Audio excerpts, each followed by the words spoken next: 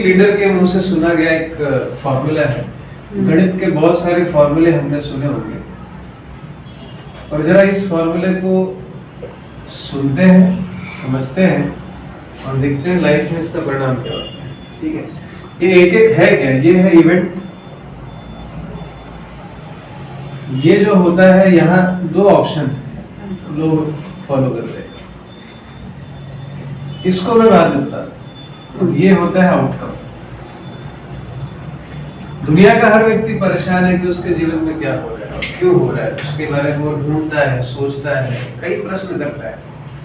आपके लाइफ में जो भी घटनाएं घट रही है उसे इवेंट मानिए, स्वीकार करिए, वो इवेंट है। अब उसका जो परिणाम आता है उसका दोष जनरली लोग क्या करते हैं, दूसरों पे थोप देते हैं।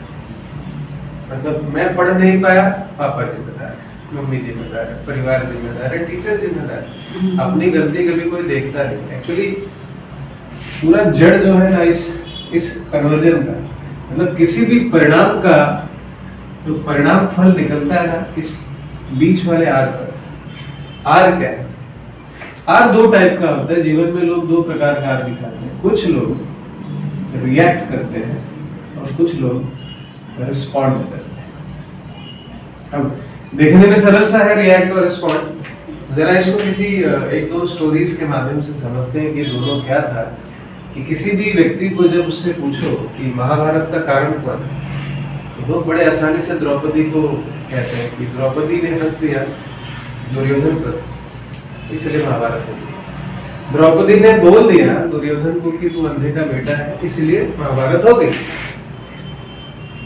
जबकि महाभारत का मेन कारण तो दुर्योधन था, क्योंकि किसी के कुछ बोलने से आप पे कुछ होता तो नहीं है। अगर आपने कह दिया अंधे का बेटा अंधा, तो पहले आपने चेक तो किया कि नहीं आप सच में अंधे हैं कि नहीं।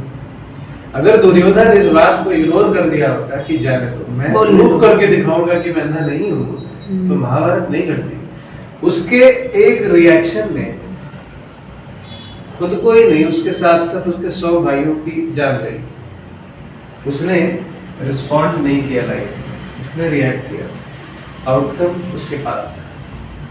हर एक कहानी आपको यही समझाती है कि सिचुएशन में आपको रिएक्ट नहीं करना है, रिस्पॉन्ड करना है। तो रिस्पॉन्ड किसने किया उसकी भी स्टोरी सुन लेते हैं। तो श्री रामचंद्र जी रामायण के देखिए, एक माहौल है, ऐसा माहौल कि पिता दुखी है, कैकेयी माँ कहीं गोप भवन में है, और कौशल्या सुमित्रा को तो पता भी नहीं कि कौन से 2 वर मांग लिए, पता ही नहीं, जानकारी नहीं है। और श्री रामचंद्र जी का जस्ट एक विवाह हुआ है और वो राज्याभिषेक की तैयारी है, प्रजा खुश है। ऐसे माहौल में जैसे ही श्री राम जी प्रवेश करते हैं और उनके कान तक ये खबर आती है कि तुम्हें 14 साल के लिए वनवास है, तो ये था इवेंट श्री रामचंद्र के लिए। तो रिस्पॉन्स और रिएक्शन दोनों उनके पास था ऑप्शन कि वो क्या करें। रिएक्ट करते तो भड़क जाते, बोलते नहीं मैं तो राजा बनने वाला, मैं नहीं जाऊंगा। अगर ऐसा कहा गया होता तो ऐसे श्री राम की कहानी नहीं बनती, रामायण नहीं लिखी जाती। उन्होंने इसको बड़े आसानी से लिया, एक छोटा सा रिस्पॉन्स किया कि बस इतनी सी बात है। पिता को साहस दिया कि जो आपने दिया है वचन मैं उसको निभाता हूँ, और वचन निभाने के बाद आज जो आउटकम है कि आप देखेंगे हर मंदिर में श्री राम है, किसी मंदिर में आप दुर्योधन नहीं देखेंगे। उस दुर्योधन ने भी कुछ किया होता तो शायद दुर्योधन के भी मंदिर होते, पर नहीं किया। इवेंट आपके लाइफ में आएंगे, आप तो रिएक्ट करना है कि रिस्पॉन्ड करना है, आप डिसाइड कर लीजिए। कहते हैं लाइफ में लगभग 80% लोग ये करते हैं, इनका काम ही है। बड़े कम लोग होते हैं, सॉरी आई कैन रिपीट, 80% लोग ये करते हैं रिएक्ट, और 20% लोग रिस्पॉन्ड करते हैं। ये 20% लोग हैं ना, यही सफल है। ये सारे असफल लोग हैं। ये पूरी असफलता का ठीकना दूसरों पर फोड़ने वाले लोग, इनको दूसरा कोई काम नहीं, ये यही करते हैं। एक और अच्छी स्टोरी है इसी इवेंट के ऊपर कि एक बल्ब के आविष्कारक एडिसन जो है, थॉमस अल्वा एडिसन, अगर आपने उसका नाम सुना, एक महान वैज्ञानिक जिन्होंने 999 बार प्रयोग किया कि बल्ब बन जाए पर बना। बड़ा ज्यादा प्रयोग है, इतना प्रयास तो लाइफ में किसी ने नहीं किया।